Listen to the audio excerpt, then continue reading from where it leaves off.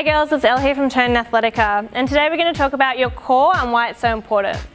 So a lot of the times we think of the core as just your abdominal muscles, but there's a lot more to what we name as your core than what meets the eye.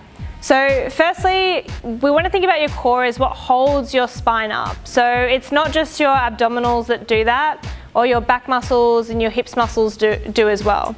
So when we say we have a weak core, it doesn't just mean that your stomach might be weak, or the abdominals might be weak, or the intercostal muscles, but also your glutes and also your back. So if I had a spine just hanging, if I didn't have any muscles or ligaments around it, it would just crumble. So it's all those muscles and ligaments which hold your core up or your spine up and support it when you're doing exercise. So what we want to look at is how to be able to strengthen the muscles in the core so that you are able to not have any, number one, back pain, but also be able to be strong in those positions where you're lifting weights overhead, squatting, deadlifting, pretty much all the good stuff. So guys, the first thing I'm going to talk about is your hips. So the biggest thing with the hips is we see posturally a lot of people hyperextending their back out like this. And what we want to think about doing is engaging the core and squeezing the glutes to correct this. So what happens is if we're in this position here, say I'm doing like an overhead movement or a movement on my back, all the weight is going to go straight to this point here, and that's where we're going to get a lot of lower back pain. So it's not necessarily just your abdominals which need to get stronger to help this, but also your glutes so that you can push the hips forward and align them in the right position. So what I'm really looking for in this position here is the hips to sit under the spine, so the spine's stacked correctly over the hips. And doing some simple like pelvic tilts can really help with that, just to make sure that you're moving in the right positions. It'll also give you an understanding of like how far out and how far under your hips go. So you want to definitely have an awareness of where your hips are stacked to make sure that we avoid any lower back pain, and then we also have a strong position for stacking our spine, especially when we're putting weight on top of that. The second part I'd like to talk about would be your overhead position. So say I'm trying to bring a bar over my head. I can either hyperextend my upper back or my thoracics to get the mobility to kind of get it straight over my head, especially if my shoulders are tight, and that would require me to loosen my shoulders.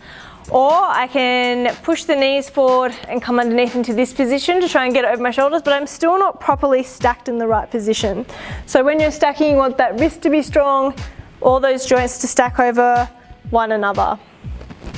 So a strong core is going to help you to be able to achieve those positions. So what would be the best way to, I suppose, engage these muscles and make sure that they're stabilizing your spine? Guys, today we're going to go through 4 strengthening exercises that we recommend, especially if you feel like your core in your abdominals or your glutes is really weak, to be able to bring that pelvis back into alignment so you have a strong base for your core.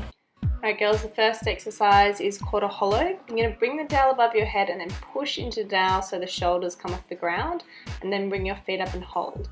To make it harder, you're going to bring the dowel back over your head and bring your legs down a little bit lower, and you're trying to hold anywhere between 10 and 30 seconds up to a minute. What you're thinking about doing is having 2 points and pulling them together so that your shoulders come off the ground and your back pushes into the ground. Just make sure this movement is coming from there and not using your neck. Using that hollow position, you're going to flip over and come into a plank. You just want to make sure that your hips don't sag too low, or that it come up too high, or you hyperextend your back. So you want to tuck the pelvis underneath and hold the core in that hollow position for the whole time. As soon as you lose this position, come down. Next we have back extension. So we're going to squeeze both hands and both feet up at the same time to work on improving your glutes and your back strength. The last exercise is glute bridges, so both feet on the ground and pushing the hips up, using your glutes to strengthen your glutes to be able to hold your pelvis in place properly. Alright girls, that's all from me. I hope you learned something about your core and how to stabilize your spine, and I look forward to seeing you guys in another video. Stay tuned to get toned.